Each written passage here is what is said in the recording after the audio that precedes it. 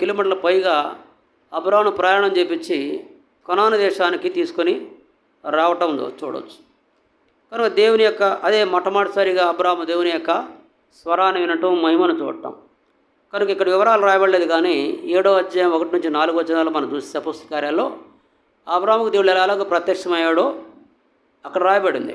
ఇక్కడేమో వాళ్ళు ప్రయాణం చేయడం రాయబడింది, కానీ దేవుడు ప్రత్యక్షమైనట్టుగా ఇక్కడ దేవుడు పరిశుద్ధాత్మ దేవుడు రాయించలేదు. కానీ స్టెఫెనుతో మాట్లాడుతున్నప్పుడు అక్కడ దేవుడు స్టెఫెను ద్వారా అబ్రాముకు దేవుడు ఎలాగో ప్రత్యక్షమయ్యాడో మరి అపోస్తల కార్యాలు 7వ అధ్యాయము 1 నుంచి 4 వచనాల్లో మనం చూస్తాం. ఆ తర్వాత వాళ్ళు బయలుదేరి వచ్చారు. అది మొదటిగా దేవుడు ప్రత్యక్షమైన సంగతి అక్కడ రాయబడింది. ఆ తర్వాత ఇప్పుడు మనం అనుకున్నట్టుగా 11వ అధ్యాయాలు మనం చూసిన 27 నుంచి ఆ వచనాలు తర్వాత ప్రారంభమవుతాయి అన్నమాట. ఇది మనం గమనించుకోవాలి. కనుక బైబిల్ దేవుడు మరి తన చిత్తానుసారంగా ఆయా సమయాల్లో ఆ విషయాల్ని దేవుడే ఆయా చోట్ల దేవుని యొక్క భక్తుల ద్వారా పరిశుద్ధాత్మ ద్వారా మరి మాట్లాడించి రాయించాడు అనేది మనం గుర్తుపెట్టుకోవాలి. కనుక వాళ్ళు బయలుదేరి వచ్చిన తర్వాత కనాన్లో కొంతకాలం ఉన్నారు. ఉన్న తర్వాత 10వ వచనం మనం చూస్తే ఇప్పుడు చదువుకున్న 2వ అధ్యాయం 10వ వచనంలో అప్పుడు ఆ దేశంలో కరువు వచ్చెను. ఆ దేశంలో కరువు భారముగా ఉన్నందున అబ్రాము ఐగుప్తు దేశంలో నివసించుటకు అక్కడికి వెళ్ళెను. కనుక దేవుని బిడ్డలంగా మనం భూమి మీద జీవిస్తున్నప్పుడు అనేక సమస్యలు, ఇరుకులు, ఇబ్బందులు లోగుండా మనం వెళ్ళాల్సి ఉంటుంది అనేది మనం అర్థం చేసుకోవాలి. ప్రతి ఒక్క విశ్వాసి కూడా అనేక ఇరుకులు ఉంటాయి, ఇబ్బందులు ఉంటాయి, సమస్యలు ఉంటాయి. అది వ్యక్తిగత సమస్య కావచ్చు, ప్రకృతి పరంగా వచ్చే సమస్య కూడా కావచ్చు. తుఫాన్లు ప్రకృతి సంబంధమైంది, కరువు ప్రకృతి పరమైంది. ఆ తర్వాత ఇంకా రకరకాలుగా సునామీ ఇవన్నీ కూడా ప్రకృతి పరంగా మనం ఊహించం, మనకు తెలియదు అవి. కానీ కొన్నిసార్లు వాటి వలన మనుషులు ఇబ్బంది పడతారు. తర్వాత మన జీవితంలో కొన్ని ఇరుకులు, ఇబ్బందులు, సమస్యలు దేవుడు వాటిని అనుమతించడం వల్ల కూడా మన సమస్యలను ఎదుర్కొంటాం. కనుక మానవుడి జీవితం మరి సమస్యలు లేకుండానే మానవుడు ప్రయాణం చేయాలి. సమస్యలు లేకుండా మానవుడు ఏం చేయాలా? ప్రయాణం చేయాలి. కనుక అంటే సమస్యలు లేకుండా ఉండవు, సమస్యలు లేకుండా జీవితం ముగించబడదు. సమస్యలు ఉంటాయి, ఎప్పటిదాకా ఉంటాయి, చివరిదాకా ఉంటాయి. మరణం చివరి మజిలీ అనమాట. సమస్యలకు చివరి మజిలీ. ఆ తర్వాతగా మనిషి మనం ఆయనతో మనతో మాట్లాడు ఏ సమస్యలు లేకుండా దేవుని సన్నిధికి చేరుకుంటాడు. కనుక ఈ సమస్యలు రావటం తప్పు కాదు. సమస్యలు మా జీవితంలో ఖచ్చితంగా వస్తాయి, దేవుడు అనుమతిస్తాడు వాడు. ఎందుకంటే దేవునికి నీవు నేను ఏం చేయాలా? దగ్గరగా రావటం కొరకు. తర్వాత రెండవది, దేవుని యొక్క గొప్పతనం ఏంటో, శక్తి ఏంటో నీకు నాకు అవగాహన కావాలి కదా. రుచి ఎరిగితేనే పదం మనం చూస్తాం 34 కీర్తనలో. దావీదు రుచి చూచాడు తన జీవితంలో ఎన్నో సమస్యలు గుండా. కీర్తన మొత్తం మనం చూస్తే దాదాపుగా 3 భాగాల సమస్యల్లో రాసినవి అయ్యాయి కూడా.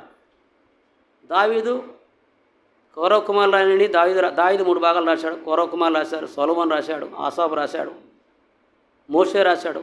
ఇవన్నీ కూడా సమస్యలో నుండి వారు రాసిన కీర్తనలే. కనుక ఆ సమస్యలు ఖచ్చితంగా వస్తాయి. అయితే సమస్యలు మనం ఎలా చూస్తున్నాం అన్నది ప్రాముఖ్యమైన ప్రశ్న. ఆ సమస్యల్ని మనం ఎలా వాడిని ఎదుర్కొంటున్నాం, ఎదుర్కొనే విధానం ఏంది అన్నది. అంటే లోకంలో వాళ్ళకి నిజమైన దేవుడు తెలియదు కాబట్టి సమస్యలు వచ్చినప్పుడు వారి ప్రయత్నం వారు చేస్తారు. వారి శక్తి కొలది వాళ్ళు ఆలోచన చేసి వారికి జ్ఞానాన్ని బట్టి వారి వీళ్ళ సలహాలను బట్టో కొన్నిసార్లు తీసుకొని వారు చేయగలిగినంత వారి శక్తి కొలది ప్రయత్నం చేస్తారు. ఇక వాళ్ళ శక్తి వారి యొక్క ఆలోచనకి మించి ఉందనుకో ఏం చేస్తారు? కొంతకాలం భరిస్తారు, తర్వాత చచ్చిపోతే బాగుండని చెప్పేసి ఆత్మహత్య చేసుకోవడానికి ప్రయత్నం చేస్తారు. అంటే వారికి దాన్ని తీర్చుకోవడానికి సోర్స్ ఏమీ లేదు. వారి సొంత జ్ఞానాన్ని లేకపోతే మిగతా వారు అంటే తనకన్నా జ్ఞానం కలిగిన వాళ్ళ ఆలోచనలు తీసుకొని ప్రయత్నం చేస్తారు బయటకు రావడానికి. ప్రయత్నం కనుక ఫలించకపోతే, అది జరగకపోతే ఒకళ్ళు ఏమనుకుంటారు, కొంతకాలానికి మరి అది ఒక బర్నింగ్ ఇష్యూలాగా హృదయంలో ఉందనుకోండి, ఏం చేయలేక ఇక ఆత్మహత్య చేసుకుంటే అయిపోద్దేమో అని వాళ్ళు ఆత్మహత్య చేశారు. ఎందుకంటే దాన్ని పరిష్కరించే ఈ విషయం వాళ్ళకి తెలియదు. పరిశీలించే దేవుడు ఉన్నాడని సంగతి వాళ్ళకి తెలియదు అనమాట. వాళ్ళు దేవుళ్ళు ఉన్నారు కానీ ఆ సమస్యకు పరిష్కారం చూపించే దేవుళ్ళు అని అక్కడ ఉన్నాడని సంగతి వారికి తెలియదు.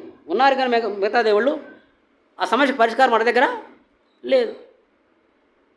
అలాగనే దేవుని పట్లంగా మన జీవితంలో సమస్యలు మనతో ఉంటాయి, పరిష్కారం కూడా అంటే దేవుని బట్టిగా చెప్తున్నా, దేవుని పట్లంగా మనం ఉన్నప్పుడు సంగతి చెబుతున్నా. దేవుని కాకపోతే పరిష్కారం ఎక్కడ దొరుకుతుంది? ప్రయత్నం చేస్తాం, అవుతుంది, లేకపోతే భరించలేదంటే చివరికి కమిటెడ్ సూసైడ్. ఇలా ప్రయత్నం చేస్తారు, ఎవరు కాపాడతారు, కొన్ని చనిపోతారు కూడా కొన్నిసార్లు, చూడకపోతే ఎవరు కూడా. కనుక అలాగూ లోకంలో పరిస్థితి ఉంది. దేవుని బిడ్డలంగా మనం అయితే మనకు దేవుడు ఉన్నాడు. మనకు ఎవరున్నారు చెప్పండి? కనుక మన ప్రతి పరిస్థితి కూడా ప్రభు దగ్గరికి పోవచ్చు. మనకు ఎలాంటి పరిస్థితి వచ్చినా ఆయన దగ్గర ఏముంది? పరిష్కారం ఉంది, సహాయం ఉంది, నీకు ఖచ్చితంగా సహాయం ఉంది నీకు. లోకంలో వాళ్ళు ఒకవేళ అదే లోకస్తుల్లో అయితే మన జ్ఞానం ఉపయోగిస్తాం, మనకన్నా తెలియగల వాళ్ళు, అయితే జ్ఞానం గల వాళ్ళు, పెద్దవాళ్ళు ఉంటే వాళ్ళని అడుగుతాం, వారు తెలిసిన బట్టి వారు సహాయపడతారు. కానీ నేను ఆ సమస్య నుంచి పరిష్కారం బయటికి తీసుకురాలేకపోవచ్చు. వారు ఇంతకన్నా ఇంకేం చెప్పలేమంటారు, ఇంతకన్నా మేమే చెప్పలేమంటారు వాళ్ళు. అదే దేవుని దగ్గరకు వస్తే ఆయన మన ఆలోచనలకి తలంపులకి మించినవాడు అనమాట. వాళ్ళు ఎవరు చెప్పలేని పరిష్కారం దేవుని దగ్గర ఉంటుందన్నమాట. అది ఎలాంటి నీ సమస్య అయినా పర్వాలా, చిన్నదైనా పెద్దదైనా పర్వాలేదు, నీకు పెద్దగా చాలా బర్నింగ్ ఇష్యూనే పర్లేదు, నీ హృదయంలో మండుతున్న పెద్ద విషయం కావచ్చు, అయినా కూడా ప్రభు దగ్గర చెప్పండి పరిష్కారం ఉంటుంది అని గుర్తుపెట్టుకోవాలి. ఇక్కడ సమస్య వచ్చినప్పుడు మరి అబ్రహాము గారికి ఆ దినాల్లో బైబిల్ లేదు. ఉందా బైబిల్? లేదు. ధర్మశాస్త్రం కూడా లేదు, బైబిల్ కూడా లేదు. మనసాక్షి మీద ఆధారపడి వారు నడుచుకుంటున్నారు. దేవుడు ప్రత్యక్షమై చెబితే ఏదన్నా వారికి అర్థమవుతుంది, లేకపోతే మరి వారికి ఎలా ముందుకు పోవాలో చాలాసార్లు తెలియదు. అయితే అబ్రహాము నేర్చుకుంటున్నాడు. అబ్రహాము కొత్తగా దేవుళ్ళలోకి వచ్చాడు, నేర్చుకుంటున్నాడు. దేవుని అడిగితే ఖచ్చితంగా చెప్తాడు. దేవుడు కనుక అయ్యా మరి సమస్య వచ్చింది, మరి సమస్య ఏంటి చెప్పండి? కరువులు ఏం జరుగుద్ది? పశువులకి నీళ్ళు ఉండవు, మనుషులకి నీళ్ళు ఉండవు, వాడికి మేత ఉండదు, వీళ్ళకి కూడా మేత ఉండదు, వర్షాలు ఉండవు, ఎండిపోతాయి. మరి ఆ యొక్క పశువులు కనుక మేత లేకపోతే, నీళ్ళు లేకపోతే ఖచ్చితంగా కొన్ని రోజులకి అన్నీ కూడా సరిపోతాయి. మనుషులు కూడా ఇబ్బంది పడతాడు. కనుక అలాంటి పరిస్థితిలో మరి ఈ సమస్య వచ్చింది. ప్రభు మరి ఇక్కడ తీసుకొచ్చావు కదా, నేను మరి ఊర్లో సమృద్ధిగా నాకు ఉండింది, మేము ధనవంతుల కుటుంబంలో ఉన్నాను, వ్యాపారస్తులు వ్యాపారం చేసేవాళ్ళం, అక్కడి నుంచి తీసుకొచ్చారు కనానుకి వచ్చిన తర్వాత, ఇది కనాను దేశం, ఇక్కడ నీకు నేను సర్వమానవాళ్ళకి కూడా నేను ఆశీర్వాదకరంగా చేస్తానని మీరు చెప్పారు. మరి ఇక్కడికి వచ్చిన తర్వాత ఇది సమస్య వచ్చింది, మీరేగా తీసుకొచ్చింది నన్ను అని ఏం చేయాలి చెప్పండి? దేవుని అడుగుంటే అడగడానికి అవకాశం ఉంది, కానీ అడగల. అంటే తన సమస్యను తనే తీర్చుకోవడానికి ప్రయత్నం చేస్తూ వచ్చాడు. అబ్రహామే కాదు, చాలాసార్లు మనం కూడా ఏం చేస్తామంటే దేవుని దగ్గరకు మన ప్రయత్నాలు మనం చేస్తాం. మన ప్రయత్నాలు బెడసగొట్టినప్పుడు అప్పుడు దేవుని దగ్గరికి వస్తాం. ఏం చేస్తా చెప్పండి? అప్పుడు ఇక మన ప్రయత్నాలు అన్నీ అంకెలోకి రావు, లైన్లోకి రావు. అప్పుడు ఏం చేయాలో అప్పుడు వస్తాం అన్నమాట. అయితే అప్పటికి చాలా నష్టం, జరగాల్సిన నష్టం చాలా జరుగుద్ది.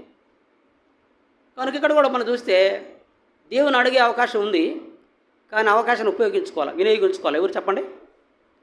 అబ్రహాము. మనకేమో ఇప్పుడు అబ్రహాముకి ఇవన్నీ లేవు, బైబిల్ లేదు, ధర్మశాస్త్రం లేదు. దేవుడు మాట్లాడితేనే విషయం తెలుస్తుంది, లేకపోతే దేవుడిని అడిగితే చెప్తాడు. వెరీ రేరు దేవుడే మాట్లాడటం అంటే. ఇప్పుడు మనకేముంది? దేవుని వాక్యం ఉంది. ఇంతకు పాత నిబంధన గ్రంథంలో అబ్రహాము తర్వాత మనం చూస్తే దేవుడికి మానవుడికి మధ్యలో ప్రవక్తలను పంపించేవాడు. ఏదైనా ఒక సమస్య, ఒక దేశానికి, ఒక వ్యక్తిగత సమస్య వస్తే ప్రవక్త దగ్గరికి పోయి అడిగేవాడు, అంటే ప్రార్థన చేసేవాడు. దగ్గర అడిగితే ప్రవక్త ప్రార్థన చేసి దేవుడు ఏం చెప్తాడో తెలుసుకొని అది వాళ్ళకి చెప్పేవాడు అన్నమాట, రాజులకైనా మనుషులకైనా. ఇప్పుడు ఎలీషా గారి దగ్గరికి ఆయన శిష్యుడే ఒక ఒక ఆయన చనిపోయాడు. ఎలీషా ప్రవక్త కదా, మనుషులకి దేవునికి మధ్య. రాజులైన ఆయన దగ్గరకు వస్తారు, అధిపతులు ఆయన దగ్గరకు వస్తారు, మనుషులు కూడా ఆయన దగ్గరకు వస్తే వారి పక్షంగా దేవుని దగ్గర విచారణ చేసి దేవుడు ఏం చేయమన్నాడు అది వారికి చెప్పేవాడు. ఆ ప్రకారంగా దేవుడి కార్యం వారి జీవితంలో అక్కడ తీర్చబడేది. మరి ఎలీషా గారి శిష్యుడు కూడా ఒక సమస్య వచ్చింది, ఆయన చనిపోయాడు. భార్యకి సమస్య వచ్చింది, 2 కుమారులు ఉన్నారు. బహుశా మరి ఎందుకు అప్పులు పాలయ్యాడు ఆయన. అప్పుల్లోనే వదిలిపెట్టి చనిపోయాడు. అప్పులు భారం వలమి పడింది. అప్పు ఇచ్చినవాడు వాకిట్లో ఉన్నాడు. నీ పిల్లలు నాకు 7 సంవత్సరాల పాటు అప్పు తెచ్చిందాకా నీ పిల్లలు పని చేయడానికి ఎక్కడికి పంపించని వచ్చాడు.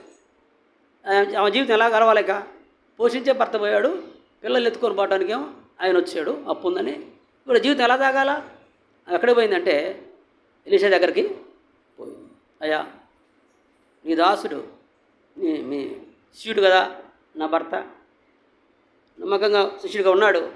కొన్ని పొరపాటు జరిగినాయి, ఆ కారణం చేత అప్పులయ్యాయి.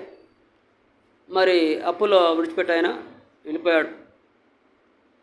పిల్లలు ఉన్నారంటే అప్పులు వాళ్ళు వచ్చి తీసుకుని పోవడానికి ఉన్నారు. నేను విధవరాలైపోయాను, ఇప్పుడు నా జీవితం ఎలా గడవాలా, పిల్లలు కూడా లేకపోతే అని ఎలీషా దగ్గరకు వచ్చింది. అలాగనే దేవుని బిడ్డలంగా మనం ఏం చేయాలంటే సమస్యలు రావటం తప్పు కాదు. వచ్చినప్పుడు ఎక్కడికి పోవాలి చెప్పండి? ఎలీషా గారి దగ్గర, అంటే ప్రవక్త దగ్గరికి, మీడియేటర్ ఆయన దేవునికి మనుషులకి వెళ్ళినట్టుగా మనం ఏం చేయాలి చెప్పండి? దేవుని దగ్గరకు రావాలి. మన సొంత ప్రయత్నాలు కనుక చేసుకుంటే ఎలా ఉంటుందో ఇక్కడ మనం చూసాం. ఏం జరిగిందమ్మా? ఈ దేశం విడిచిపెట్టి ఇక్కడ కరువు ఉంది కదా, కనుక కరువు లేకుండా నా యొక్క పశువుల మందలు, గొర్రెమేకల మందలు ఎక్కడ బాగుంటాయి? ఎక్కడ మనుషులు డిస్టర్బ్ చేయబాకను, ఒక వాక్యం విన్నాయి దెబ్బలు పడతాయి నీకు. కనుక మరి తను ఆలోచన చేయకుండా మామూలుగా, అంటే సహజంగా గొర్రెల కాపులు ఎవరైనా సరే ఇక్కడ పరిస్థితులు బాగాలేకపోతే ఏం చేస్తారంటే ఎక్కడ మేత దొరుకుద్ది, ఎక్కడ నీళ్ళు ఉంటాయి, ఎక్కడ పచ్చని మేత దొరుకుద్ది అని అనుకొని వాడు తోలుకొని మార్కాపురం లేకపోతే ఎర్రగొండపాలెం అటు బాగా అడవి ఉంటుంది కాబట్టి అక్కడికి వాళ్ళు తోలుకొని పోయి ఒక 2-3 నెలలు అక్కడే అడవిలోనే ఉండి వాడు మేపుకుంటా అక్కడ వండుకొని తింటా మరలా ఇక్కడ పరిస్థితులన్నీ మామూలుగా వచ్చాక ఆ ప్రాంతంలో ఉంటారన్నమాట. అది సహజంగా గొర్రెల కాపు చేసే పరిస్థితి. ఈయన కూడా దేవుని చూడకుండా, దేవుని మీద ఆధారపడకుండా, అంటే దేవుని అడగకుండా ఎక్కడికి పడుతుంది సొంత ఆలోచన. అంతేకా మన ఆలోచన మనకి ఏమనిపించదు? నాకు కూడా బాగానే ఉంది, అది మంచి ఆలోచన చేశాడు, మంచి ఆలోచనే చేశాడు, బాగానే ఉంది. నీళ్ళు ఉన్నాయి అక్కడ బాగా, ఎందుకు ఐగుతులు నైల్ నది ఉంది బాగా, మరి ఆ పశువులకు గడ్డి దొరుకుద్ది, నీళ్ళు ఉన్నాయి కాబట్టి పంటలు బాగా పండుతాయి అక్కడ, వీళ్ళ దేవాన్ని కూడా ఇబ్బంది లేదు. అది మంచి ఆలోచనే, కానీ దేవుని మాత్రం అడగల. చివరికి ఏమైందంటే ఆలోచన బాగానే ఉంది, కానీ అక్కడ వెళ్ళిన తర్వాత ఏమని చెప్పండి? చిక్కుల్లో పడ్డాడు. రాజుగారు కదా, రాజుగారు ఆ దినాల్లో పరిస్థితి ఎలా ఉందంటే ఎవరైనా ఒక కొత్తగా ఆ దేశంకి వస్తే వాళ్ళ ఆడపిల్లలు అయితే బాగా ఉంటే, మంచి అందంగా ఉంటే, మరి అప్పుడు దాదాపుగా 65-70 ఏళ్ళు ఉంటాయి శారాకి. వాళ్ళు ఆ కాలంలో మనం చూస్తే 180 ఏళ్ళు 120 ఏళ్ళు బతికే పరిస్థితి ఉంది. కనుక ఎప్పుడైతే వచ్చారో మీరు మన దేశస్తులు కానట్టుందని చెప్పేసి గూఢచారుల ద్వారా విషయం తెలిసిపోయింది రాజుగారికి. మంచిగా ఉందండి, ఏ దేశం నుంచి వచ్చారంట, వేరే దేశం కానానంట, ఇంకేం తీసుకునండి, ఇంకేంది ఆమెనే తీసుకొని రమ్మన్నా. చూసారా ఏం జరిగిందో? తీసుకుని వెళ్ళిపోతే ఇప్పుడు టెన్షన్ లోపల ఏం జరుగుతుందో దర్శనం. ఆయనే చెబుతున్నాడు, ఏమంటున్నాడంటే మన చదువుకున్న భాగంలో ముందే ఆ పరిస్థితులు కూడా తెలుసు అనమాట, అట్లా ఉంటుంది పరిస్థితి. అమ్మాయి నువ్వు నా భార్య అని చెప్పాక ఏం చెప్పండి చెల్లెలని చెప్పుకున్నాడు. చూసారా? అబద్ధం చెప్పమన్నాడు, అబద్ధం చెప్పమన్నాడు. అబద్ధం చెప్పినా ప్రాణాపాయం తప్పలా.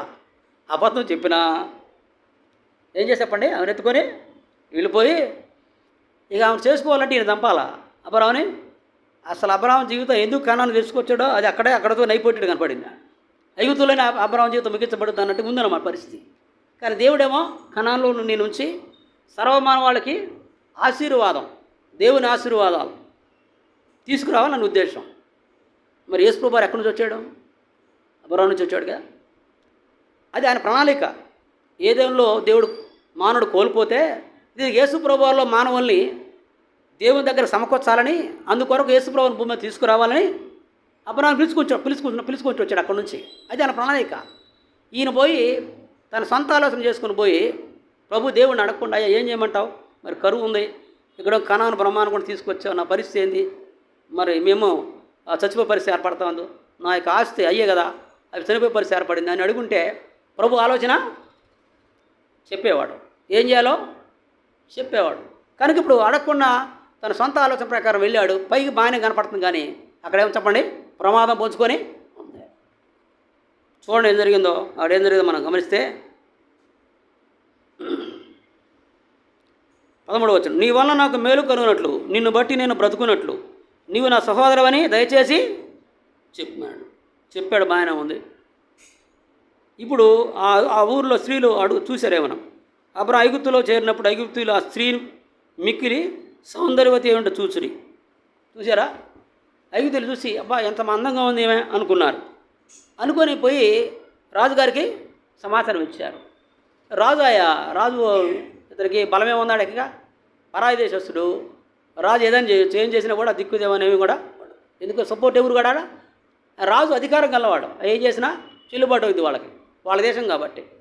ఒకవేళ గట్టిగా మాట్లాడితే నేను ఎవడు రామన్నాడు దగ్గరికి అంటారన్నమాట, నీకేం మరి ఇక్కడికి మా దేశం వచ్చి మాతో మాట్లాడతావు నువ్వు అనే పరిస్థితి వచ్చింది అనమాట.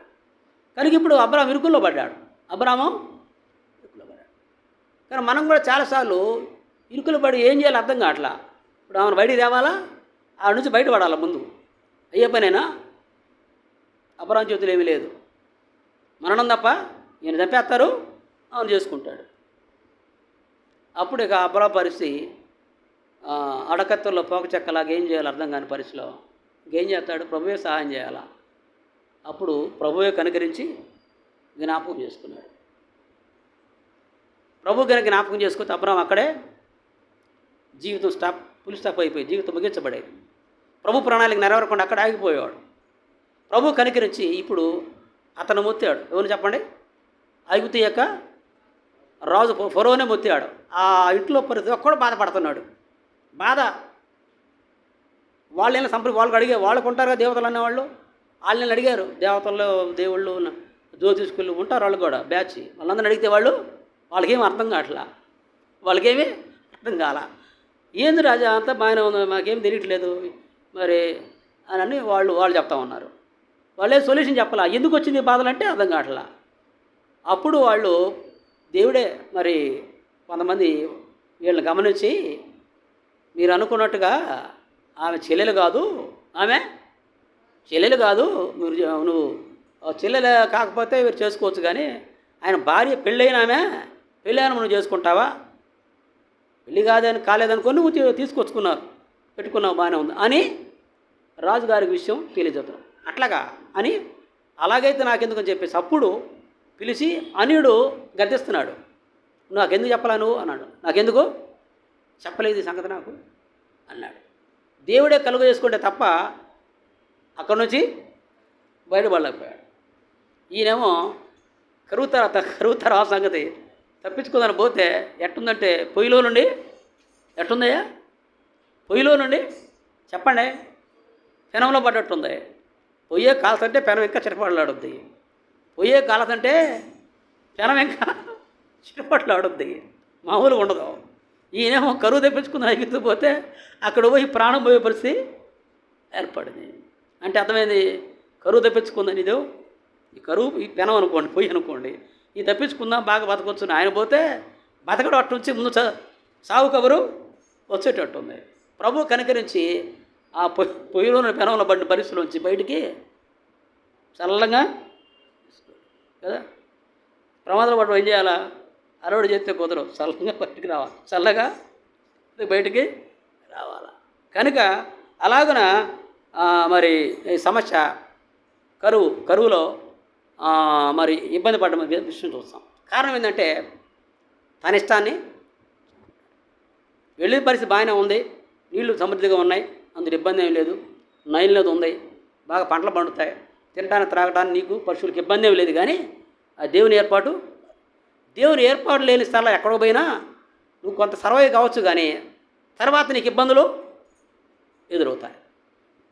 అవి నీకు ముందు కనపడవు, నువ్వు పోయిన తర్వాత మొదలవుతాయి. ప్రారంభం అంతా బాగానే ఉంటుంది. దూరకొండలో నూనె పన్నట్టుగా దూరకొండలో నీళ్ళు బాగానే ఉంది, నీళ్లు బాగానే ఉండి, అబ్బా మరి పోతే పోయింది కనాని, ఇక్కడ మాత్రం బ్రహ్మాండంగా ఉంది అనుకుని పోతే అక్కడ పోయి పులి నోట్లో తలబెట్టినట్టుగా అయిపోయిందన్నమాట. వాడు ఏదైనా చేసుకోరో రాదు, ఏం చేసినా అడిగేవాళ్ళు ఎవరు లేదు. ప్రభువు కలుగ చేసుకొని బయటికి తీసుకొచ్చాడు. చాలాసార్లు మనం ఏం చేస్తామంటే ముందు పోయి చేతులు ఏం చేస్తాం, చేతులు కాల్చుకొని ఆ తర్వాత పరిష్కారం కొరకు వస్తాం. జరిగే పని అదే, ఎంతో నష్టపోతాం కదా. కానీ మన జీవితాల్లో దేవుని ఆలోచన అంటే అడగాలి ప్రభువుని. ఇప్పుడు మనకు దేవుని వాక్యం ఉంది, నేరుగా దేవుడు మనతో వాక్యం ద్వారా ప్రతి ఇంట్లో ఉంది, ప్రతిరోజు మనం చదువుతాము. తర్వాత ఒకవేళ మనకు అర్థం కానప్పుడు వాక్యం మధ్యలో భవిష్యత్తు ద్వారానో ప్రత్యేక మీటింగుల ద్వారానో ఆదివారంలోనో దేవుడు వర్తమానికుల ద్వారా దేవుడు వర్తమానికులు మాట్లాడుతున్నారంటే వాళ్ళు మాట్లాడటం కాదండి. ఎవరు మరి చెప్పండి, దేవుడు వాళ్ళని వాడుకుంటున్నాడు అంతే. నేనున్నా మాట్లాడాల్సింది మాట్లాడతాడు, మరొకరు వచ్చినా కూడా దేవుడు మాట్లాడిస్తాడు, ఈ అవసరం తీరుస్తాడు ఖచ్చితంగా.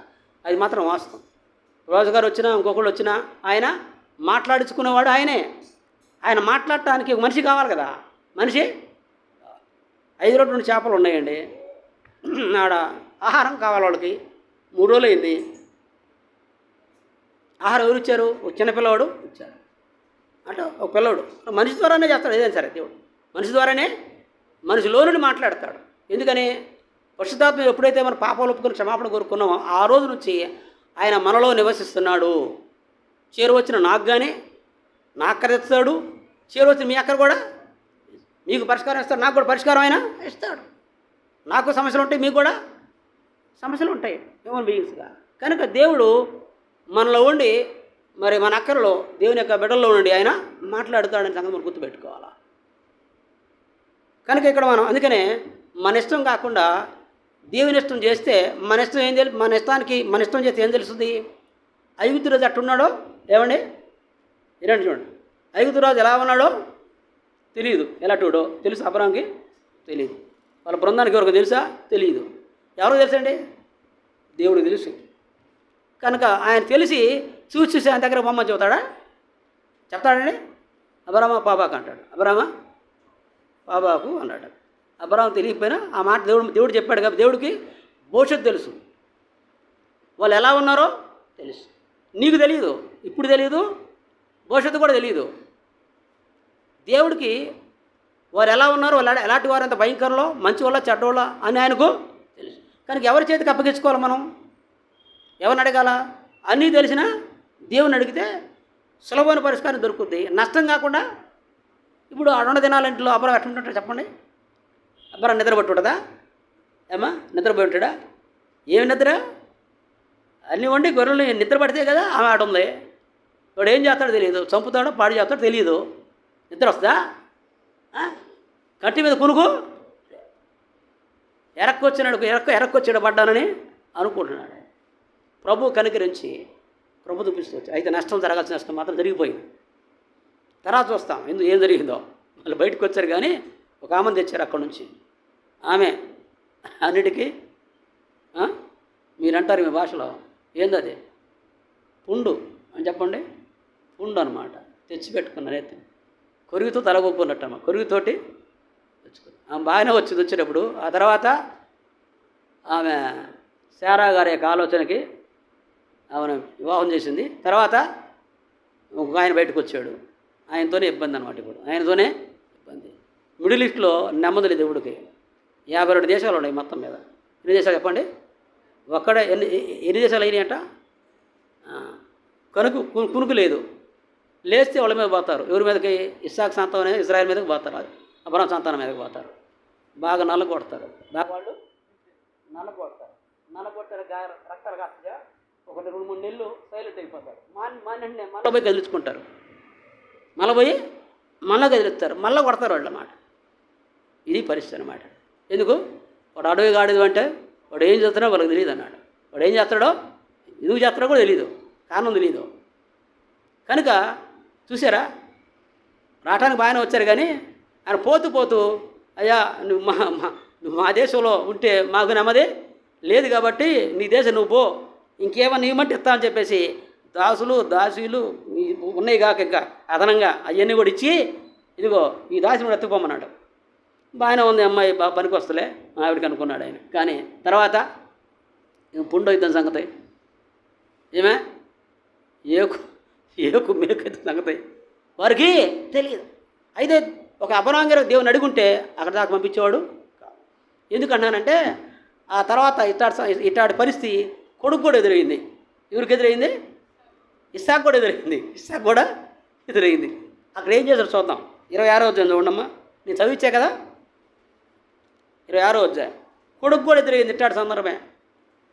మరి సాత ట్రిక్ అనమాట. ఇప్పుడు అబ్రాహామును ఒక ఆట ఆడుకున్నాను అనుకున్నాడేమో, ఇప్పుడు ఇస్సాకును కూడా ఒక ఆట ఆడుకుందాం అని చెప్పేసి ఇస్సాకు కూడా కరువు వచ్చింది. ఇది రెండో కరువు అంట. ముందు కరువేమో వాళ్ళ నాయనకారు కాలంలో వచ్చింది. ఇప్పుడు మరలా కనాన్ దేశంలో ఇస్సాకు ఒక 40-50 ఏళ్ళు అయిన తర్వాత, అప్పుడు ఇస్సాకు ఎన్ని ఏళ్ళు వివాహం అయింది కదా, అయిన తర్వాత మరి అబ్రాహాము గారు 100 ఏళ్ళు దాటిపోయినాయి, 140 దాకా వచ్చినాయి. కొడుక్కి ఒక 60 దాకా కొడుకు ఉన్నాయి. ఇప్పుడు కొడుకు కాలంలో కూడా ఇంకో కరువు వచ్చింది. 26 వచ్చాయి. వచ్చింది దాని కరువు. ఏం జరిగింది వస్తే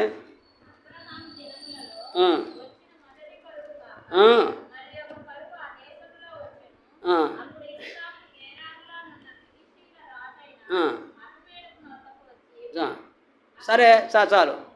ఈయన ఐగుప్తు బాలేదు కానీ కనాన్లోనే తిరుగుతున్నాడు. కనాన్లోనే ఎతకొచ్చాడు. ఫిలిష్తీయులు అవన్నీ కనాన్లో తర్వాత కాలంలో దేవుడు వాళ్ళకి ఇజ్రాయెల్కి ఇస్తాడు. అవన్నీ కూడా కనాన్లో బాగాలే. చూడేమన్నాడు, ఒకవేళ అయ్యా మీ నాయన ఒక పొరపాటు చేశాడు, నువ్వేమైనా చేస్తావేమో జాగ్రత్తని హెచ్చరిక చేస్తున్నాడు దేవుడు. చూడండి ఏం చెప్పాడు, ఏం చెబుతున్నాడు. అప్పుడు యెహోవా అతనికి ప్రత్యక్షమై నీ ఐగుప్తులోనే వెళ్ళక ఏం జరిగింది అయ్యా, ఇప్పుడు ఒక తలనొప్పి మొదలైంది, నువ్వు పోతాయి ఇంకోటి మొదలు వదిలేనిపోయింది, నువ్వు పొరపాటున దగ్గర ఐగుప్తు కరువు వచ్చింది కదా, నన్ను అడగకుండా పోయాడు, నిండా మునిగిపోయాడు, నేను మళ్ళా బలవంతాన వాడిని ఇబ్బంది పెట్టి ఆ రాజుగారిని తేవాల్సి వచ్చింది. నువ్వు పోయావు అనుకో, మళ్ళీ ఏ తీర్థాల్లో పొచ్చుద్దో, ఆగర్ గారు వచ్చారు, మళ్ళీ ఎవరు వస్తారు అక్కడ నుంచి, తర్వాత ఇంకేమవుద్దో. అందుకని ఏం చేస్తున్నాడు, డేంజర్ అంటున్నాడు. డేంజర్, జాగ్రత్త పోయేవాడు అన్నాడు. ఎందుకు? కరువు కదా, ఐగుప్తు మంచి నది, బాగా పంటలు పడుతాయి, గొర్రెల మేకలు బాగా పోతాయి, నీళ్లు దొరుకుతాయి, పచ్చంగా ఉంటుంది అంతా కూడా. కనుక మనం చాలాసార్లు ఏం చేస్తామంటే ఈ పచ్చదనం చూసి నష్టపోతాం. ఈ పచ్చదనం చూసి అబ్బా ఈ పోతే ఎక్కడికే పోవాలి, ఇదే బాగుంటుంది అనుకుంటాం అనమాట. లోతు గారు కూడా అదే పని ఏం చేశాడు. అబ్రాహాము కదలేదు, లోతు గారు మాత్రం నీళ్లు పోర దేశం భలే బాగుంటుంది ఎడకపోతే, అబ్బా భలే అందంగా ఉంది, పచ్చగా ఉందని చూసుకొని మా యొక్క పెదనాన్నగారికి ఏం అర్థం కాలేదు, ఇంత మంచి దేశాన్ని నన్ను కోరుకోమన్నాడు. ఏంది అనుకున్నాడు ఆయన, నన్ను పెద్దవాడు ఏం చేస్తాడు, తను కోరుకొని ఇవరా నేను కోరుకున్నా, మిగతా నువ్వు పోరా అంటాడు. సహజంగా పెద్దవాళ్ళకి ఛాయిస్ ఉంటుంది కదా, వాళ్ళు పెద్దవాడు కాబట్టి. ఆయన ఏం చేశాడంటే అటు కాకుండా అయ్యా నువ్వు కోరుకోరా అన్నాడు. కోరుకోరానికి మంచి కోరిక ఏం చేశాడు, నీళ్లు పోర దేశంగా బ్రహ్మాండంగా ఉంది, నేను ఇది కోరుకుంటే ఒకవేళ మా అన్నకి మెలకు వచ్చింది అనుకో, నాకు ఇవ్వమంటే అట్ట అయిపోద్దని దాన్ని కోరుకొని వెళ్ళిపోయాడు. ఏమనుకున్నాడంటే నేను దాంట్లోకి వెళ్ళి సొదమకి నేను వెళ్తాను అనుకొని ఎక్కడున్నాడట, ఊరు బయట గుడారం వేసుకున్నాడు. ఏమండి గుడారం వేసుకుంటే ఎట్ట చెప్పు, గుడారం వేసుకుంటే నీళ్లు కావాలా, ఉప్పు పప్పు కావాలా, మరి లోనగా పోవాలయా, గొర్రెల మేకలు మరి అమ్ముకోవాలయా, వాటికి మరి వ్యాపారం చేయాలంటే తోళ్ళు కావాలా, ఆ తోళ్ళు అమ్మాలా, లోపల ఉంటారు కదా, ఎడికి ఎవరు వస్తారు, ఇది అయ్యే పని కదా. చిన్నంగా ఇది ఊరు బయట వ్యాపారం సాగదు, వాళ్ళు ఎంతో ఎందుకు వస్తారు కదా. అందుకని చిన్నగా బయట ఉన్న రాడిబట్టి చెప్పండి జారిపోయాడు, లోన జారిపోయాడు. అందుకే మనం చూస్తే బైబిల్లో చూస్తే అతను సోదములో ఉన్నాడు. ఎవడంటాడా, సోదములో ఉన్న తర్వాత బాగా సంపాదించుకున్నాడు, గొర్రె మేకలు ఉన్నాయి సంపాదించుకున్నాడు. ఇప్పుడు బలంగా వాళ్ళకి రాజ్యం చేసేది ఏమండి, మన దేశమైనా డబ్బులు ఉన్నోళ్ళే రాజ్యం చేసేది. ఈ బీజేపీ వాళ్ళైనా ఇంకొకళ్ళు అయినా సరే అదేగా, బలం ఉండాలా, డబ్బులు ఉన్నాయి, ఈ రెండు ఉన్నోళ్ళు చేస్తారు. ఇది చూసి లోతో మరి నువ్వే మా యొక్క ఆ పట్టణానికి నువ్వు మున్సిపల్ ఆఫీసర్, నువ్వే చైర్మన్, నువ్వే అన్నారు. అందుకని ఆయన ఏడ కూర్చున్నాడు చెప్పండి? ఎన్నుకున్నారు. ఆయన ఎన్నుకొని నువ్వే చైర్మన్వి, నీకన్నా ఇంకెవరేక అంటే ఆ ఊర్లో తగులు వస్తే ఎవరు తెస్తారు చెప్పండి? ఆయన దగ్గరకు పోవాలా. ప్రెసిడెంట్గా ఆయనే కదా, చైర్మన్ కదా. అందుకని ఎక్కడున్నాడు చెప్పండి? ఆయన ఎక్కడంట? సోదం బయట ద్వారం దగ్గర కూర్చున్నాడంట, గమీన్ దగ్గర. ఎందుకు? ఎవరన్నా కొట్టుకొని గొడవలు అయిన వాళ్ళు ఏం చేస్తారు చెప్పండి? ఊళ్ళో వాళ్ళు ఎవరి గారు ఏం చెప్పండి పరిష్కారం ఆయన దగ్గరకు వస్తారన్నమాట. చూసారా ఏమైందో? చివరికి ఎక్కడ చెప్పండి? భ్రష్టమైన సంతానానికి ఆయన జన్మనివ్వటానికి కారణమైంది. చూసారా? మన పైకి కనబడేది ఎలాగ మనం మోసం చేస్తుందో, అదే దేవుని ఆలోచన కనుక తీసుకుంటే సరైన రీతిలో నిన్ను ఇస్సాకు నువ్వు పొరపాటు పడతాయేమో, ఐగుప్తుకు పోబాకన్నాడు. ఎందుకు చెప్పండి? మీ నాన్నగారు అర్థం అదే కదా, మీ నాన్న పోయి చేసినంత చేశాడయ్యా, నువ్వు కూడా పోతే మరి ఇంకేం కొత్త తరలు పొచ్చుద్దో తెలియదు, తెచ్చుకుంటా పోయి అని. కానీ మనం చాలాసార్లు కనబడి చూసుకుంటాం, కానీ భవిష్యత్తు ఎలా ఉంటుందో చూడం. పిల్లల విషయాలు కూడా అంతే. రంగు చూస్తాం, ఎత్తు చూస్తాం, ఉద్యోగం ఉందో లేదు చూస్తాం, పొలం ఆస్తులనే చూస్తాం. మరి ఇటు దేవుడు నమ్మాడు చూడం, అది మాత్రం చూడం, వదిలేస్తాం. ఆ తర్వాత రాత్రి మగళ్ళు తీస్తే కన్నీళ్ళు వస్తాయి, కదిలిస్తే కన్నీళ్ళు వస్తాయి అన్నమాట. ఎందుకు? అప్పుడు బాగానే ఉన్నాడు అయ్యా, ఇప్పుడు కాదు తెలుస్తుంది. కనుక ప్రభు దగ్గర మన ఆలోచన తీసుకొస్తే, ప్రభు దగ్గర మన యొక్క సమస్యగా పెడితే అలా ఆశ్చర్యకరంగా నిన్ను నడిపిస్తాడు. మన స్వబుద్ధి ఎంతగా అబ్రాహాము యొక్క జీవితాన్ని పాడు చేస్తూ వచ్చిందో, తర్వాత ఆ యాకోబు జీవితాన్ని పాడు చేస్తూ వచ్చిందో మనము చూడవచ్చు. కనుక అందుకనే అన్నీ ఎరిగిన దేవుని దగ్గరికి మనం రాగలిగితే భవిష్యత్తు ఏంటో, ఎలాగూ మరి ముందుకెళ్ళాలి. ప్రభు మనకి ఒక పొరపాటు చేస్తుంటే ప్రభుని అడిగితే ఖచ్చితంగా తప్పిస్తాడు. ఇక నువ్వు గొర్రెలాగా తలొచ్చుకొని పోతానని ఆయన మాత్రం ఏం చేస్తాడు? పోయి మునుగుమంటాడు, పోయి మునుగు ఏడవమంటాడు. పోయి మునిగి ఏం చేస్తాడు? జీవితం అంతా నువ్వు ఏడవండి, మీ కొడుకు కూతురు కూడా కోడలు కూడా ఏడవండి అని చెప్తాడు. కనుక ప్రభు దగ్గరకు మనం పరిష్కారం కొరకు రాగలిగితే, ప్రభువుని అడిగితే ఖచ్చితంగా సరైన మార్గాన్ని నీకు చూపిస్తాడు. సామెతల గ్రంథంలో మాట చదువుకుంటాం. ఇవ్వండి 3వ అధ్యాయం సామెతల గ్రంథం 3వ అధ్యాయం. నేను ఇలా అంటున్నాను, మీరు అనుకోబాకండి, జరిగేది అదేగా. నేను కొత్తగా చెప్పానా? నేను చూస్తుంది వింటుంది, నాకు తెలిసింది అదే. విశ్వాసులైన వాళ్ళే, దేవుని బట్టలే చాలా బాధపడుతుంటాను నేను చూసి. కనుక మనం చూస్తే 3వ అధ్యాయంలో గమనించినట్టయితే చూడమ్మా, 5వ వచనం. నీ స్వబుద్ధిని ఆధారం చేసుకొనక నీ పూర్ణ హృదయంతో యెహోవా యందు నమ్మకముంచుము, నీ ప్రవర్తన అంతరందు ఆయన అధికారానికి ఒప్పుకొనుము, అప్పుడు ఆయన త్రోవలను సరళం చేయును. నేను జ్ఞాని కదా అనుకోబాక, నా జ్ఞానం ఉందనుకున్న వ్యాపారవేత్త కదా. అబ్బరం గారు బాగా వ్యాపారం చేసేవాడు, వేరే మందులో, తర్వాత కంబళ్ళు వేసేవాడు, తర్వాత టెంట్లు, ఉన్నితో కూడా టెంట్స్, గుడారాలు ఇవన్నీ నేయించేవాడు. వ్యాపారం తర్వాత ఎక్స్పోర్ట్ కూడా చేసేవాళ్ళు వాళ్ళు. అలాంటి వ్యాపారం నా జ్ఞానం కాదు పోతే, జ్ఞానం కాదు కదా అబ్బరావు యొక్క జీవితం ప్రమాదంలో పట్టడం మనం చూడవచ్చు. నీ జ్ఞాన్ని కదా అనుకోబాకన్నాడు. యెహోవా యందు భయభక్తులు కలిగి చెడుతనాన్ని విడిచిపెట్టు. కనుక ప్రభు దగ్గరకు వస్తే ప్రభు మనకు పరిష్కారాన్ని చూస్తాడు. కీర్తన గ్రంథంలో మనం మాట చదువుకుంటాం. కీర్తన గ్రంథం 32వ అధ్యాయం, 32వ అధ్యాయం అండి, 32వ అధ్యాయం 8వ వచనం. నీకు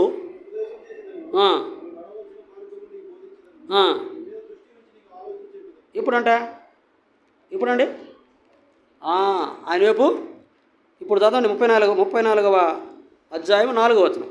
నేను యెహోవా యందు విచారణ చేయగా ఆయన నాకు ఉత్తరం ఇచ్చాను. మరి అబ్రాహాం విచారణ చేశాడా? ఏమ్మా విచారణ చేసి అబ్రాహాం చేశాడా? చేయలే. మరి ఇస్సాకు గారు చేశాడా? చేయలే. ఇస్సాకు గారు అబద్ధం చెప్పాడు. ఇస్సాకు గారు కూడా పోయి అక్కడ ఈయన కూడా ప్రమాదంలో పడ్డాడు. ఈయన కూడా దేవుడే మళ్ళీ బయటికి తీసుకొచ్చాడు. ఇస్సాకుని తెచ్చాడు బయటకు, అట్టనే అబ్రాహాం కూడా తెచ్చాడు. ఎందుకంటే నీకు నాకులాగా వాళ్ళ చేతుల దగ్గర బైబిల్ లేదు, ధర్మశాస్త్రం లేదు.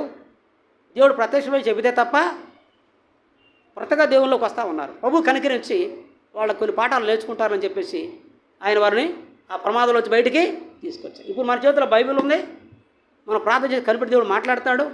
దేవుని సేవకులు ఉన్నారు, మరి వారు మాట్లాడుతున్నప్పుడు దేవుడు మనతో మాట్లాడతాడు. ఉన్నాయి, కానీ ఆ దినాలు ఏమీ లేవు. కాబట్టి దేవుడు సహాయం చేస్తూ వచ్చాడు. అన్నీ మనకు ఉన్నాయి. కనుక మన జీవితాల్లో మనం చూస్తే ఇక్కడ మాట్లాడిన మాట చూస్తే, నేను యెహోవా విచారణ చేయగా ఆయన నాకు ఉత్తరం ఇచ్చును, నాకు కలిగిన భయం ఆయన నన్ను తప్పించాడంట. చెప్పండి. కీడు తప్పిస్తాడు, ఇరుకు తప్పిస్తాడు, ఇబ్బందిని తప్పిస్తాడు. అడగాలి, మనం అడిగితేనే జరుగుతుంది అన్నమాట కదా. అడగకుండా దేవుడు ఇది కూడా చేయడు. మన జీవితాల్లో ఎప్పుడైతే అడుగుతామో అప్పుడు అంట ఆయన ఏం చేస్తాడంట. 32వ అధ్యాయం మనం చూస్తే, నీకు ఉపదేశము చేస్తాడు, నీవు నడవలసిన మార్గాన్ని నీకు బోధించాడు, నీ మీద దృష్టి నుంచి నీకు ఆలోచన చెప్పు. కింద ఒక మాట చూడండి, బుద్ధి జ్ఞానం లేని గుర్రం వలనైనను కంచర గడవ వలన ఉండకూడదు. అవి మీ దగ్గరకు తేబడినట్లు వాటి నోరు వారుతోనూ కళ్ళంతో వినిపించాలి. అది మాట వినాలంటే నోటికి ఏం చేయాలంట, కళ్ళం పెట్టాలా, వారితో బట్టి కడితే కానీ మాట విందనమాట. ఎందుకు? బుద్ధి జ్ఞానం వాడికి లేదు. మంచి చెడు బుద్ధి జ్ఞానం కలిగిన వారు ఎవరు? మనమే. కనుక మనకు అట్టాడు పరిస్థితి అవసరం అంటారా? వాడికి సరిపోయింది, బుద్ధి జ్ఞానం లేదు కాబట్టి లోపడాలని చేయాలా. దేవుని వాక్యం నీకుంది, నువ్వు ప్రార్థన చేస్తే కనిపెడితే మరి దేవుడు నీతో మాట్లాడతాడు. లేక దేవుని వాక్యం ద్వారా, దేవుని సేవకుల ద్వారా దేవుడు నీతో మాట్లాడి ఎలా ముందుకెళ్లాలో రాసిపెట్టించాడు దేవుడు. ఏంటో చదువుతుంటే తెలిసిపోద్ది నీకు విషయం ఏందో, వాక్యం చెబుతుంటే సమస్యకు పరిష్కారం దొరుకుతుంది. కనుక అందుబాటులో నీకు దేవుడు అందుబాటులో ఉన్నాడు. దేవుడు ఆయన వాక్యం నీ చేతిలో పెట్టాడు. దేవుని సేవకులను ఇచ్చాడు, వర్తమానికులు ఇచ్చాడు, రేడియో ద్వారా, టీవీ ద్వారా, వారకుడుకుల ద్వారా, ఇలా భవిష్యత్తు ద్వారా, ఆదివారం వితికద నీ ధ్యానం ద్వారా నీతో మాట్లాడటానికి సిద్ధంగా నీకు వాక్యం నీ చేతిలో ఉంది. కనుక ఎప్పుడైతే మనం మరి ఆయన చూస్తామో నీ మీద దృష్టి నుంచి నీకు ఆలోచన చెప్తాడు, ఎలాగ పోవాలో చెప్తాడు. ఇంకా ముందుకెళ్ళినట్టయితే మరో మాట కూడా మనం చదువుకుంటాం. కీర్తన గ్రంథము 25వ అధ్యాయం 12వ వచనం.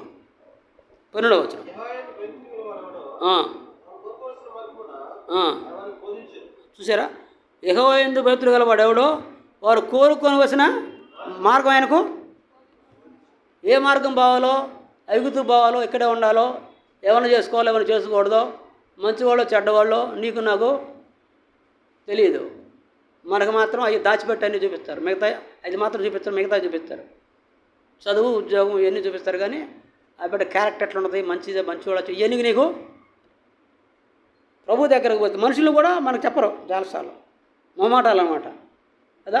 మరి 100 అబద్ధాలు పెళ్లి చేయాలనుకుంటారు ఏందో, మరి 100 అబద్ధాలు చెప్పి ఒక పెళ్లి చేయాలని అనుకుంటారు ఏందో, మనకెందుకులే అనుకుంటారేమో. వాడు తెలుసుకుంటే సరిద్దుకుంటారు, లేకపోతే ఉరి పడ్డట్టు లెక్క. ఉరి ఇంకేం చేస్తాం, జీవితకాలం వాళ్ళు ఏడవ మనం ఏడవా కదా.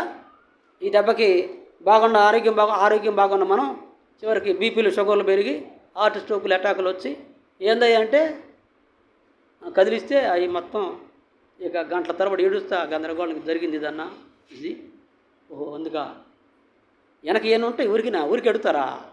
మరి ఎన్ని బాధలు ఉంటే ఎడుతున్నారు వాళ్ళు కదా. ఎవరికి చెప్పుకోలేక అమ్మకు చెప్పుకోతే, నాన్నకు చెప్పుకోతే వీళ్ళు ఏం చేస్తారు, చేసింది వాళ్ళకి తెలియదు, దానికి తెలియాలిగా. కనుక దేవుని ఆలోచన మనం కనుక్కోవాలి. ఎందుకన్నానంటే నేను ఊరిని చెప్పట్లా, నేను అనుభూతి చెప్తున్నాను నీకు. నేను మరి మాది జిల్లా కాదు కదా, కృష్ణా జిల్లా. నేను మచిలీపట్నంలో ఉంటున్నా. విజయవాడ నుంచి అటు వెళ్ళాలి. మచిలీపట్నం బందర్ అంటారు, మచిలీపట్నం అంటారు. నాకు 25 వచ్చినాయి, దాదాపు 30 వచ్చినాయిలే.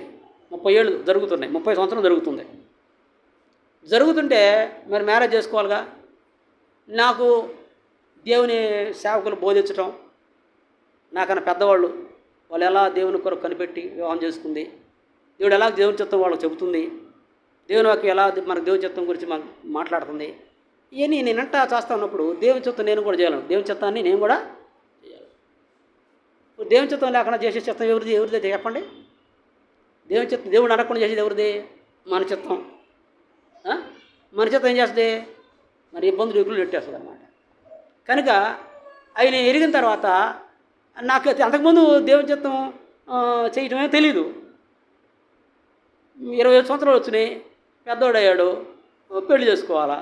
అంతేగాని ఇక్కడ దేవుని చిత్తం, దేవుడు ఎవరు చేసుకోవాలా ఎవరు చేసుకోకూడదా ఈ చెబుతాడా సంగతి నాకేమే.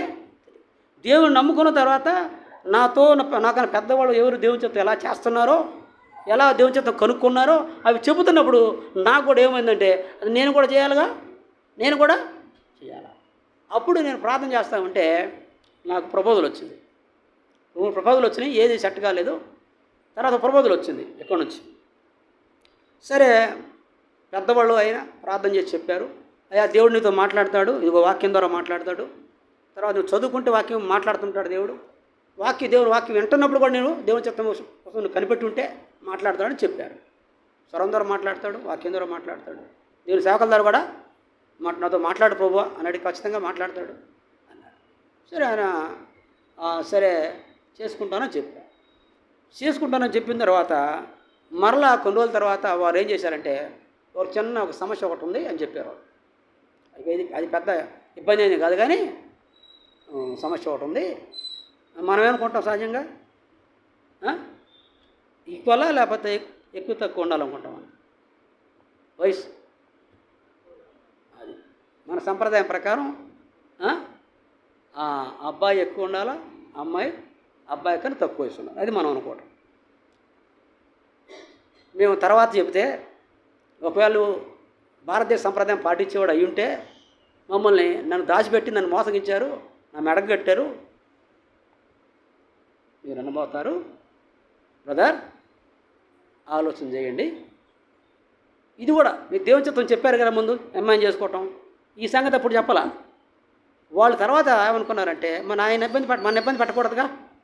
నేను అంటాను రేపొద్దున ఆయన్ని, ఏమన్నా దేవుని పెద్దవాళ్ళు మీరు ఎట్లా చెప్పేది నాకు ఎట్లా చేస్తారా అని అంటే వాళ్ళు అప్పుడు బాధపడతారుగా అని వాళ్ళు ముందే ఇష్యూ చెప్పారు. దేవుని చిత్తం చెప్పావు కాబట్టి ఇది కూడా దేవుని చిత్తం కాదు. ఇక సైలెంట్ అయిపోయావు, నెలదాకా ప్రార్థన చేయట్లా. సైలెంట్ అయిపోయాక నెలదాకా ఏం చేయట్లా, ఎందుకని చెప్పదా మరి ఇదే దేవుని చిత్తం అని చెప్పాడు ఆయన. నేను చెప్తేనే ఇప్పుడేమో పెద్ద ఏళ్ళకే దేవుని చిత్తం విడిపోయింది. దేవుని చిత్తమే నా మనసులో ఇది ఉండే. ఒకరోజు ప్రార్థన చేస్తుంటే నెల అయిపోయింది. వాళ్ళు కూడా నన్ను పలకచ్చలా, ఏందయ్యా అని వాళ్ళు అడగల. నీకు తెలిసినప్పుడు దేవుని చిత్తం అయినప్పుడు మాకు ఫోన్ చేసి వాళ్ళైనా 10 ఫోన్లు చేయలేదు, దేవుడు మాట్లాడలేదేమో మాట్లాడతాడు కదా అని వాళ్ళు దేవుని చిత్తం చేసినవాడు కాబట్టి చెబుతున్నారు. ఓ రోజు ప్రార్థన చేస్తామంటే ఇప్పుడు సెల్ ఫోన్లు ఏమండి, ఏమీ లేవు, సెల్ ఫోన్లు ఉన్నాయా, ఉత్తరాలు కదా, ఇన్నర్ లెటర్లు, కార్డు. రూములో ప్రార్థన చేసుకుంటున్నాం, లేచి ఉత్తరం రాయమంటున్నాడు ఆయన. దేవుని చిత్తం అని లేచి ప్రార్థన కొనసాగట్లా, 1 గంట 2 గంటలు చేసుకుంటాను నేను, కొనసాగట్లా. ఓ పోగడ చేసిన తర్వాత లేచి ఉత్తరం ఒకటేమైనా దేవుడు మాట్లాడుతున్నాడు. మరి ఇదేందో ఎప్పుడు లేచి ఎవరికి ఉత్తరం రాయలేదు, లేచి ఉత్తరం రాయమన్నాడు అని చెప్పేసి డైరీలో ఎదిగితే ఒక ఇన్నర్ లెటర్ ఉంది. గబగబా తీసుకొని బ్రదర్ గారికి ఇట్లా సోయన్స్ ప్రభుదాస్ రాస్తున్నాడు, ఇది దేవుని చిత్తం, మరి నేను ప్రార్థన చేసిన నాతో మాట్లాడుతున్నాడు, అందుకే నేను ఉత్తరం రాస్తున్నా, నేను అమ్మాయిని చేసుకుంటాను అని ఉత్తరం రాసేసి పోస్టులు చేస్తే రాసి పెడితే అప్పుడేమో చెప్పండి అప్పుడు నెమ్మది వచ్చింది నాకు. ఏమొచ్చిందమ్మా, నెమ్మది వచ్చింది. అది అయిన తర్వాత కొంతమంది ఏమనుకుంటారంటే వీళ్ళు ఏడ చూసుకొని ఉంటారులే, మీటింగులు పోతుంటారు, ఏడాడు చూసుకుని దేవుని చిత్తం అని నాకు దేవుని చిత్తం అని చెప్తుంటారని కొంతమంది అనేవాళ్ళు ఉన్నారు, చాలామంది. లేరండి ఏమండి ఎమ్మెల్యే గారు 100 మంది ఇంతమంది ఉన్నారు, నేను చూసా చాలామందిని కదా. అసలు ఏమీ లేకుండా తాడగలు కట్టేవాడు 3 మంది ఉన్నారన్నమాట. అందుకని ప్రభు అట్లాంటివి అనుకుంటారేమో, అసలు ఈ ఊరు తెలియదు, ఆ అమ్మాయి అసలు తెలియదు, ఆ దేనుకొండ అడుగులో ఉంటుంది అది తెలియదు మనకి. ఏడుంది దేనుకొండ, గుళ్ళొక 3 ఏడ ఉంది, అడుగులో ఉంది. ఎప్పుడు చూడలే, ఒక్కసారి మాత్రం పకంజాలకు వచ్చా, నేను ఒక పెళ్ళికి వచ్చా, అటు చెట్టు పోయి బాపట్ల చెట్టు నుంచి పోయా. ఈ జిల్లా నలుమూలలు ఎట్టుంటే నాకు తెలియదు, 10 ఎట్టుంటారో కూడా నాకు అసలు కుటుంబమే తెలియదు, చూడలేదు ఎప్పుడు నేను ఏడా కలుసుకోవడం కానీ అసలు వస్తే కదా తిరిగాను. జిల్లాకు వస్తే కదా. అప్పుడు ఇక 31st వస్తుంది. మరి ఏం చేసుకుంటాం 31st డిసెంబరు? ఏం చేస్తామండి? ప్రభా దేవుని చిత్తం, ఇంకెవరైనా మీరు ఏమన్నా చూసుకున్నారేమలే, చాలాసార్లు జరుగుతుంది అట్ట, మేము చాలా చూసాం అంటారు. అది మంచి సాక్ష్యం కాదు అట్లా చెప్తే వాళ్ళు. నువ్వు ఒక వాగ్దానం పెళ్లి కొరకు, ఈ దేవుని చిత్తం కోసం ఒక వాగ్దానం అయ్యాడు వాళ్ళ కోసం. నాకు దేవుని చిత్తమే. వాళ్ళు ఎవరైనా అడిగితే ఇదిగో 2 రకాల ప్రూఫ్లు అనమాట, రుజువులు. ఒకటి దేవుడు నాతో మాట్లాడాడు, లెటర్ రాశాను. రెండోది ఇదిగో కార్డు. ఏమని వచ్చిందంటే, నీ ప్రార్థన వినబడను, నీకు వద్దు ప్రభా, ఇంకేం అవసరం లేదన్న. ఇంకేమే ఏ రుజువులు అవసరం లేదు, ఈ 2 చాలన్న. నీ ప్రార్థన, జకరియా గారు యాజకత్వం చేస్తా లోకాస్వార్తలో, పిల్లలు లేరు కదా పాపం, ఆయన ప్రార్థన చేసుకుంటున్నాడు. ప్రార్థన చేస్తుంటే ఎప్పుడు చేస్తాను అన్నాడు కానీ కొన్ని నెలగా సంవత్సరాలుగా చేస్తున్నాడు ఆయన. ఒకరోజు ఆయన ప్రార్థన విన్నాను, దేవుడు మాట్లాడాడు. ఏంది జకరియా గారు రావట్లేదు బాగా నుంచి బయటికి, సాయంకాలం అయిపోతుందంటే వాళ్ళు ఆయన రావట్లేదంటే ఏదో దర్శనాన్ని కరగాల, వీళ్ళ పాపం ఏంటంటే ఆడానే చచ్చిపోతాడు. పాపం ఉండకూడదు. ఇక దర్శనం కలిగితే లేట్ అయ్యింది కొంచెం. చివరికి వచ్చాడు. చెప్పండి వచ్చాడు బయటకు. ఆయన అన్నాడు, నీ ప్రార్థన చూడండి, మాట చదువుదాం. లోకాస్వార్త 1:8 వచ్చిందాం. 1:8.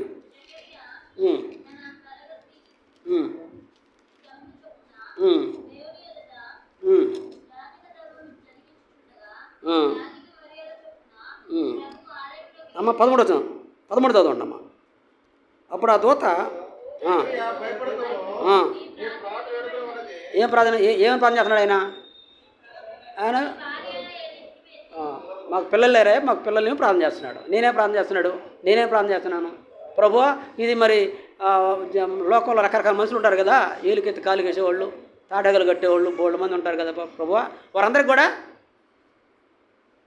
సత్యం అర్థమయ్యేటట్టుగా దేవుని చిత్తం ఒక రుజువు నాకు ఇవ్వమన్నా. సరిపోయింది ప్రభు, చాలిక నీ ప్రార్థన అంటే గో హెడ్ నువ్వు ఇక చేసుకోవచ్చు అన్నాడు. చూసారా దేవుని చిత్తం చేయడానికి దేవుడు ఎట్లా మాట్లాడతాడో. లేకపోతే ఇప్పుడైనా తెలుసుకోండి, బురదలో నువ్వు రాలేవు, వాళ్ళు రాలేరు, నువ్వు రాలేవు, వాళ్ళ ఇంకా కురుగుపోతారు దాన్ని బయటికి రాలేరు. ఏదైనా సరే, అది వివాహం కాదు, ఏదైనా సరే ప్రభు చిత్తం కొరకు ఎదురు చూడాలి. కానీ మన జీవితాల్లో చూస్తే ఖచ్చితంగా నీకు ఆ చిత్తాన్ని ఆయన బయలుపరుస్తాడు. సరే, ఈ 2 అయిపోయిన తర్వాత ఈ యాకోబు గారి దగ్గరకు వద్దాం. అయిపోయింది, 5 నిమిషాలు ముగిచ్చేస్తాను. యాకోబు గారు బయలుదేరి ఎక్కడ పోయాడు? పద్దన్నం పోయాడు. 40 సంవత్సరాలు ఆడి ఉండిపోయిన తర్వాత దేవుడు మాట్లాడుతున్నాడు, కానీ ఇంట్లో దేవుడికి లోబట్ల మాట్లాడుతున్నాడు. చివరికి ఏం చేశారంటే దేవుడు, ఈ యాకోబు పోయేటట్లేదు, యాకోబు ఎక్కడి నుంచి పోయేటట్టు కనపట్టలేదు, ఈయనకు నొప్పి కలిగి తప్ప బయటికి రావు. అంతే కదా మనం కూడా. అయ్యా బాబు అంటే ఇడిపిస్తే చెప్తారు, లేదు ఏం పని లేదు, పాస్టర్ గారికి ఇదే పని వాళ్ళు చెప్పడం. ఇటు చెబుతుంటే ఇటు బాగుంటాం, ఇటు విడిపిస్తే ఇటు బాగుంటాం. అంతేనా? అప్పుడు బాగా సంపాదించుకొని లాభాలు బాగా నేను శకునం చూశాను, శకునం చూస్తే నీ వల్ల నాకు ఆశీర్వాదం తెలుస్తుంది, నాకు నువ్వు పోతే తల్లుడు అన్నాడు అన్నమాట. అట్లయితే ఇంకేంది, క్వారీలో పనిచేస్తున్నాను. క్వారీళ్ళు మొత్తం 40 సంవత్సరాలు అక్కడే. ఇప్పుడు అంటే బాగా చేసినట్లు లెక్కే కదా. వాళ్ళు సంపాదించి పెట్టాడు బాగా, మామగారు వాళ్ళకి బాగా. 14 మోసం చేశా. ఎన్ని సంవత్సరాలు ఊరికి కొలువు చేయించుకున్నావు. 10 పైసలు ఇలా 10 పైసలు కూడా ఇవ్వకుండా ఇద్దరు వివాహం చేశాడు, అయిపోయింది. అతను ఉచితంగానేమో ఆస్తి వచ్చింది, ఇద్దరు పెళ్ళిళ్ళు పోయాయి. చూసారా? ఆయన అనుకున్నాడు అంతరం మోసగడికి లేడు అనుకున్నాడు. వాడికి పోతే 10 సార్లు మోసం చేశాడంట. ఆయనే చెబుతున్నాడు, ఎవరు? మా మామ నన్ను 10 సార్లు జీతం మార్చాడంట. కాసేపేమో ఆ మరక గొర్రెలన్నీ నీరు అంటాడంట. వీడు మరక గొర్రెలు సుక్కల గొర్రెలు అన్నాళ్ళకి అన్ని సుక్కలు ఈయనంట. ఈయనకి వాడికి ఎక్కువ ఆశ తగ్గుతుంది, యాకోబుకి ఎక్కువ ఆశ వస్తుంది, అన్ని సుక్కలు ఏరుతున్నాయి. మీరు ఇటు కాదు అని మంచి గొర్రెలే నీరా, మరక గొర్రెలు ఆయన వాడంట, అన్నీ మంచి గొర్రెలు అవుతున్నాయంట. ఈ రకంగా 10 సార్లు మామూలుగా మోసం చేయలే. ఎండకి ఎన్నాను, వర్షానికి దడిచాను, మంచుకు దడిచాను, నా కళ్ళకి అడవిలో బతుకు ఇంటియాడా అడవిలో నాకు ఉండేదే అని ఏడుతా మీ నాయన నన్ను 10 మార్లు మార్చాడు. చూడంటున్నాడు. ఇప్పుడు నొప్పి కలిగిన దాకా బయటికి రావట్లా. మనకు కూడా అంతే, చెబితే మనకు అర్థం కాదు, బోధ మనకు అర్థం కాకపోతే బాధ వస్తుంది. ఏమా బోధ అర్థం కాకపోతే, బాధకు లోపడిపోతే ఏం చేస్తాడు? మరి అరవబాకండి అంటాడు అయ్యేవారు. వెంకటేశ్వర గారు అంతేనా? ఏమండి వెంకటేశ్వర గారు, అరవబాకండి కూర్చుంటానంటాడు. చూస్తాడు, ఎవరు బాగా అల్లరి చేస్తాడు, ఎవడు లేదు కారణం అని ఒకడు గమనిస్తాడు. ఒకడు ఉంటాడు, కీ పర్సన్ ఉంటాడు, వాడు పట్టుకొని చేస్తాడు. సార్ ఇక నేను చేయను సార్ అంటాడు. ఎందుకు? నువ్వు నెత్తినోరు కొట్టుకొని చెబుతానే అరవబాకండ్రా బీపీ వస్తున్నా అని చెబుతున్నే. ఏమన్నా అర్థమైంది పోదవాడికి? త్వరపక్షం పెట్టదు. అడిగిపోయి సార్ చేయండి సార్ చెప్పిన మాట అవసరం అంటారా మనకు? అది ఆడ బిల్లాళ్లే మనకి ఇక్కడికి ఎన్నో ఉంటాయి అన్నమాట. చూడండి, ఇప్పుడు చూద్దాం. మాట చదువుకొని నేను ముగించాను. ఆదికాండం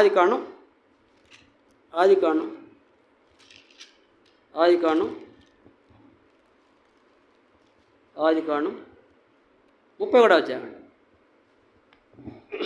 లాబాను కుమారులు అనుకుంటున్నాడు, బావమర్దులు అనుకుంటున్నాడు. ఏమనుకుంటున్నారంట? పాపం రెక్కల ముక్కలు చేసుకొని సంపాదించి పెడితే ఇప్పుడు వాళ్ళు ఏమనుకో చూసారా? లాబాను కుమారు 31వ అధ్యాయం మొదటి వచనం. మన తండ్రికి కలిగినది యావత్తును యాకోబు తీసుకొని మన తండ్రికి కలిగిన దానివలన యావదాస్తి సంపాదించనని చెప్పుకున్న మాటలు యాకోబు గాలి తీసి పెట్టారు. బాగా సంపాదించుకొని నలిపి పారేసి మందర ఇదంతా వీడెవడు ఆడి నుంచి వచ్చి యాకోబు గారు మొత్తం సంపాదించుకున్నాడు, మన ఆస్తి మొత్తం సంపాదించుకున్నాడు చెప్తుంటే అది కడుపు మడిపోయి ఎవరికి చెప్పండి? చూసామన్నాడు. 2వ వచనం. మరియు అతడు లాబాను ముఖం చూసినప్పుడు అది నిన్న మనలాగా లేదంట. ఊరికి నేను 4 రోజులు కూడు పెట్టా, ఎల్లుడారు నేను నెట్టవలు పెట్టుకున్నాను, బుట్టలు వేసుకున్నాను కూడు పెట్టి. చూసారా? మరి 20 సంవత్సరాల పైగా 14 ఉచితం తీర్చుకున్నా. కొన్ని వేల పశువులు యాకోబును సంపాదించుకుంటుంది. ఎట్టుందంట? మొక్క ఎట్టుందంట? ప్రారంభంలాగా లేదంట. ఇప్పుడు మర్యాదలు కానీ లేవంట. అప్పుడు ఎప్పుడైతే నొప్పి కలిగిందో మరియు అతడు లాబాను ముఖం చూసినప్పుడు అది నిన్న మనం ఉండినట్లుగా అతని ఎడల ఉండలేదు. అప్పుడు యెహోవా, నీ పితరుల దేశంలోకి నీ బంధువుల యొద్దకు తిరిగి వెళ్ళుము, నేను నీకు తోడై. అంటే యాకోబు నొప్పి కలిగిందా? కలిగినప్పుడే ఇక నాకేముంది ఏడా వాడు నన్ను రెక్కన మొక్కలు చేసుకొని నన్ను వాడుకొని, మన భాషలో నన్ను వాడుకొని వాడు పెద్దవాడై ఇప్పుడు నేను పనికిరాట్లేదు వాడికి అన్నట్టు అనమాట. అమ్మగారిని పిలిస్తే పాపం వాళ్ళు ఏమన్నారంటే, మనకి పాలు ఏమున్నాయి, మన కష్టాజంతా ఆయన తిన్నాడు కదా, మనం ఇప్పుడు సంపాదించుకుంటాం, నీ దేవుడు చెప్పినట్టుగా నువ్వు చెయ్యి అని వాళ్ళు సలహా ఇచ్చారు. చూసారా? కానీ మన జీవితాల్లో చూసారా, నొప్పి కలిగినప్పుడే అక్కడి నుంచి బయటికి వచ్చారు. 40 సంవత్సరాలు ఉచితంగా అక్కడ సేవ ఉచితం చేస్తాడు. సేవ చెప్పండి. ప్రభు కనకరించకపోతే ఈయన చంపేసి ఉండేవాళ్ళేమో. ఆయన అన్నాడు కదా, లాభానుగా యాకోబుని తనుకుంటూ వచ్చి కలవడానికి వచ్చి, నాకు శాపనవును నిన్ను హాని చేయడానికి.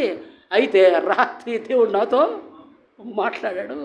ఓయమ్మ లేనిపోయింది నా నెత్తికి వచ్చినట్టుంది, వీటితో మనకెందుకు, పోతున్నాడు కదా పని ఎట్టగట్ట సంపాదించుకున్నాగా అనుకొని యాకోబును, లేకపోతే లాభాను ఏదైనా యాకోబును చేసేవాడే. దేవుడు కనికరించాడు. అబ్రాహాము కనికరించి అక్కడి నుంచి బయటికి తెచ్చినట్టుగా యాకోబును కూడా కనికరించి అతని దగ్గర నుంచి బయటికి తేవటం. కనుక మన జీవితాల్లో దేవుని చిత్తాన్ని జరిగించాలి. అది మ్యారేజ్ అయినా, ఉద్యోగం కోసం పోవడమైనా, ఇంకో దేని కోసం పోవడమైనా, నష్టపోకుండా ముందే మన ప్రభువుని దగ్గర కనిపెడితే ప్రభువు సరైన మార్గంలో మనని నడిపిస్తాడని గుర్తుపెట్టుకోవాలి. అలాగ నేను చేశాను, నన్ను నడిపించాడు, కాబట్టి మీ జిల్లాలో ఉన్నాను. నేను మీ జిల్లాలో ఉండి మంచి పరిచర్య చేస్తూ వచ్చాను. ఏ తక్కువ చేయలే. ఉద్యోగం ఇచ్చాడు, పిల్లలు మరి ఆయన ఏర్పాటు ఏంటో ఇవ్వలేదు. మీకు పరిచయం చాలా పరిచయం చేయడం కోసం అనుకుంటాను నేను అనుకోవటం కదా. పిల్లలుంటే మరి వాళ్ళ పెళ్ళి వ్యవహారాలు కొట్టుకోవడం ఈయన మొగలు ఉంటాయి, చాలా జంజాటం చాలా ఉంటుంది. పౌలు గారు ఏమంటాడంటే బాధలు ఉంటాయి అన్నాడు, బాధలు ఉంటాయి అన్నాడు. కనుక మరి ప్రభు ఎక్కడికి తీసుకుంటూ వచ్చాడు. అక్కడక్కడ చట్టనవారు మాది అడవిలో అదొక ఊరు, ఆడ నుంచి ఈ ఊరికి తీసుకొచ్చాడు. 3 జిల్లాలు వచ్చి ఏమండి పెళ్లి చేసుకోవడానికి ఇక్కడికి రావాలా చెప్పండి అమ్మా. పిల్లలు లేరు కృష్ణా జిల్లాలో, మరి గుంటూరులో లేరు, వాళ్ళు లేరా? మరి వాళ్ళందరినీ ఇంతమందిని వదిలిపెట్టి ఇంతమంది 100,000 కొద్ది ఆడపిల్లలు ఉంటే డిగ్రీ చదివిన వాళ్ళు ఉద్యోగం చేత ఉన్నారు లేదా? ఎందుకు వచ్చాను? దేవుని చిత్తాన్ని చేద్దామని చేశా. నాకేమీ తక్కువేమీ చేయలేదు, ఈరోజు కూడా తక్కువే లేదు. వాళ్ళు వండుతారు, నేను తింటాం, అంతవరకే. చేసే పని ఏమీ కూడా లేదు, నేను కానీ మా ఆవిడ కానీ. చూసారా? పరిచయం చేయటం, ప్రార్థన చేసుకోవటం, వాక్యాన్ని ప్రకటించడం. కనుక మన జీవితాల్లో దేవుని చిత్తాన్ని చేయడానికి మనం ఏం చేయాలా? తీర్మానం చేసుకోవాలా, ప్రార్థన చేయాలా. ప్రభు ఖచ్చితంగా సహాయం చేస్తాడు. నువ్వు ప్రార్థన చేయకుండా కనిపెట్టకపోతే ఎట్లా కొట్టలే పై చూసి చేస్తే రేపొద్దున నిండా మునుగుతావు, ఇబ్బందులు ఎదుర్కొంటావు, జీవితకాలం ఇబ్బంది పడాల్సి వస్తుంది. నువ్వే కాదు, పిల్లలు కూడా ఇబ్బంది పడాల్సి వస్తుంది. జరగకుండాలంటే ప్రభు దగ్గర ప్రభు ఏర్పాటు ఏంటో అరగాలి. ప్రార్థన చేసుకుంటాం.